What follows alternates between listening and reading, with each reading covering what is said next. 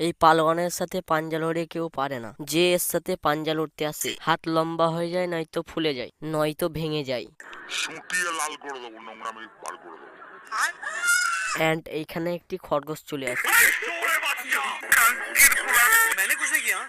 এবং লোকটা খরগোশটাকে পাঞ্জা লড়ার প্রস্তাব দেয়। খরগোশ এতে রাজি হয়ে যায়। শুরু হয়ে যায় এদের পাঞ্জা লড়াই। খরগোশ বলে, আমার সাথে পাঞ্জা লড়বে তো ভালো কথা, তার আগে নিজের হাতটা ধুয়ে নাও।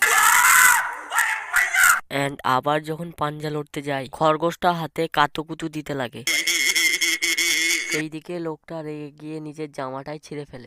আর যেমন চালাকি না করতে পারে, তাই দুজনের নিজের হাতটাই বেঁধে ফেলে। এবার দুজনের মধ্যে শুরু হয়ে যায় হাড্ডাহাড্ডি লড়াই। পাশ থেকে একটা খরগোশ এসে বলে,